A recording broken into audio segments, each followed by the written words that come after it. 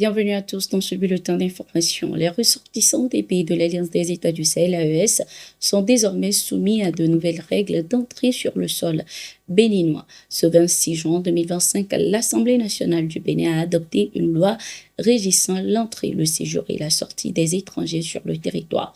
Parmi ces ressortissants figurent ceux des pays de l'Alliance des États du Sahel, AES. Le ministre de la Justice du Bénin a précisé que ces ressortissants ne bénéficient plus de la libre circulation prévue par les accords de la CEDEAO en raison de leur retrait de cette institution sous-régionale.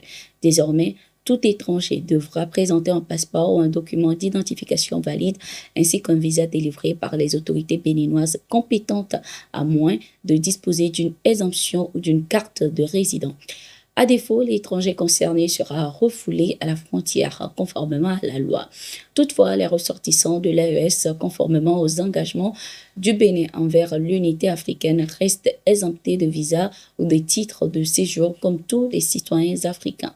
À l'inverse, les ressortissants de la CEDEAO conservent de leur côté le droit d'entrer, de circuler, de résider, de s'établir et de sortir librement sur le territoire des pays membres de l'AES dans le respect des tests nationaux en vigueur. Que faisait le président Patrice Talon en Côte d'Ivoire? C'est la question que nombreux se posent depuis la visite du président béninois ce 24 juin 2025 à Abidjan pour rencontrer son homologue ivoirien Alassane Ouattara. Selon la présidence ivoirienne, les deux chefs d'État ont échangé sur le renforcement des relations bilatérales et sur la situation sous-régionale dans un contexte politique tendu après le 67e sommet de la CEDEAO marqué par le retrait du Mali, du Burkina Faso et du Niger. Le sommet auquel n'ont pas pris part ces deux présidents avait évoqué la recomposition de la région suite au retrait des pays du Sahel. La présence du président Patrice Talon à Abidjan après ce sommet pourrait donc s'interpréter comme une initiative de concertation ciblée avec un partenaire influent au sein de la CEDEAO. Les deux pays sont perçus par l'Alliance, rappelons-le, par l'Alliance des États du Sahel, AES, comme hostiles, accusés d'héberger des forces étrangères qui œuvrent pour la déstabilisation des pays sahéliens. Lors de cette visite, les échanges entre les deux présidents ont également porté sur ce sujet.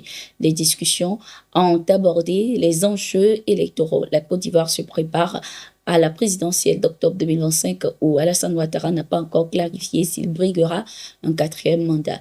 Il y a quelques jours, il a été choisi par son parti pour se présenter. Celui-ci a indiqué vouloir réfléchir. Au Bénin également, Patrice Talon, qui ne compte pas se représenter en 2026, doit désigner ses successeurs potentiels. Au-delà des tensions régionales, les deux pays affirment leur volonté de renforcer la coopération économique, sécuritaire et culturelle pour stabiliser une région en pleine recomposition. Le Niger accueille ce 27 juin 2025 le premier forum de la jeunesse de la Confédération des États du Sahel, AES, au centre Mahamat Gandhi de Niamey, organisé par le Conseil national de la jeunesse du Niger sous l'égide du ministère de la Jeunesse et des Sports. Cet événement marque une étape clé dans la construction de l'intégration régionale. Au programme, mobilisation des jeunes du Burkina Faso, du Mali et du Niger autour des enjeux de souveraineté et de sécurité, participation des ministres de la jeunesse des pays membres, invitation étendue à des pays observateurs tels que le Tchad, le Togo et à l'Union panafricaine de la jeunesse. Le ministre nigérien Sidi Mohamed a souligné l'importance de ce forum pour la conquête de la souveraineté de l'espace sahélien. L'événement s'inscrit dans le processus d'opérationnalisation de l'AES, alliance stratégique regroupant depuis 2023 3 pays déterminés à affirmer leur autonomie collective.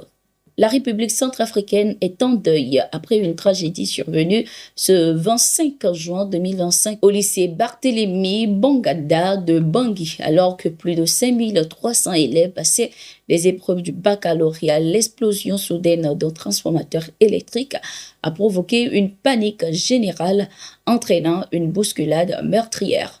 Le bilan provisoire fait état d'au moins 29 lycéens décédés et de nombreux blessés, certains dans un état grave.